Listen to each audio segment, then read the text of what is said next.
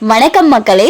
பெண்களுக்கு ரூபாய் 1000 உதவித்தொகை மாதம் மாதம் அரசு வழங்கிட்டு இருக்காங்க. ஸோ அந்த 1000 ரூபாய் உதவித்தொகையை அடுத்த மாதம் முதல் 2500 உயர்த்துறதா ஒரு தகவல் வெளியாயிருக்கு. இதை பற்றின முழு விவரங்களையும் தெரிஞ்சுக்க வீடியோ கொஞ்சம் கூட ஸ்கிப் பண்ணாமல் கடைசி வரைக்கும் முழுமையாக பாருங்கள். இதுதான் முதன்முறையாக நம்ம வீடியோ பார்க்குறீங்கன்னா மறக்காம நம்ம சேனலை சப்ஸ்கிரைப் பண்ணிட்டு அந்த லைக் பட்டனை தட்டி விட்டுருங்க. வாங்க வீடியோக்குள்ளே போகலாம். அடுத்த மாதம் முதல் பெண்களுக்கு மாதந்தோறும் ரூபாய் 2500 உதவித்தொகையாக வழங்கப்படும் என அறிவிக்கப்பட்டுள்ளது. ஜார்க்கண்ட் மாநிலத்தில் 18 முதல் 50 வயது வரையிலான பெண்களுக்கு மாதந்தோறும் ரூபாய் 1000 உதவித்தொகை ஹேமந்த் சோரன் அரசு வழங்கி வந்தது. இந்நிலையில் சமீபத்தில் நடந்து முடிந்த சட்டமன்ற தேர்தலில் ஹேமந்த் சோரன் மீண்டும் வெற்றி பெற்றார். இதையடுத்து மீண்டும் ஜார்க்கண்ட் மாநில முதலமைச்சராக பதவியேற்றுக் கொண்டார். பதவி ஏற்புக்கு பின்னர் ஹேமந்த் சோரன் செய்தியாளர்களிடம் பேசுகையில், ஜார்க்கண்ட் மாநிலத்தில் டிசம்பர் மாதம் முதல் பெண்களுக்கு வழங்கப்பட்டு வரும் ரூபாய் 1000 உதவித்தொகை ரூபாய் 2500 உயர்த்தி வழங்கப்படும் என அறிவித்தார்.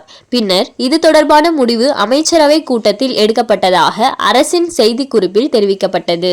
49 வயதான ஹேமந்த் சோரன் ஜார்க்கண்டின் முதலமைச்சராக பதவியேற்பது இது 4வது முறையாகும்.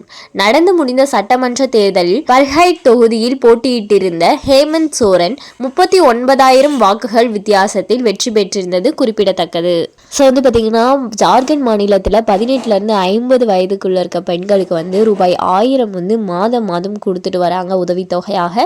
திரும்பவும் சட்டமன்ற தேர்தலில் ஹேமந்த் சோரனே வெற்றி பெற்றதுனால ரூபாய் 2500 உதவித்தொகையை உயர்த்தியிருக்காங்க. ஸோ இது பெண்களுக்கு பார்த்தீங்கன்னா மிகவும் மகிழ்ச்சி அளிக்குதுன்னு சொல்லியிருக்காங்க. ஹேமந்த் சோரன் பார்த்தீங்கன்னா இதோட 4வது முறையாக சட்டமன்ற தேர்தலில் வெற்றி பெற்றிருக்காரு. மேலும் இது போன்ற அரசாங்கம் சார்ந்த அனைத்து அப்டேட்களையும் உடனுக்குடனே தெரிஞ்சுக்கணும்னு நினச்சிங்கன்னா மறக்காம நம்ம சேனலை சப்ஸ்கிரைப் பண்ணி பக்கத்தில் இருக்க பெல் ஐக்கானை கிளிக் பண்ணி அதில் ஆளுங்கிற ஆப்ஷனை செட் பண்ணி வச்சுக்கோங்க. அப்போ தான் நம்ம அப்லோட் பண்ணுற வீடியோ உடனுக்குடனே உங்களுக்கு நோட்டிஃபிகேஷனாக சேரும். அது மட்டும் இல்லாமல் அந்த லைக் பட்டனை தட்டி விட்டுருங்க. தேங்க்ஸ் ஃபார் வாட்சிங்.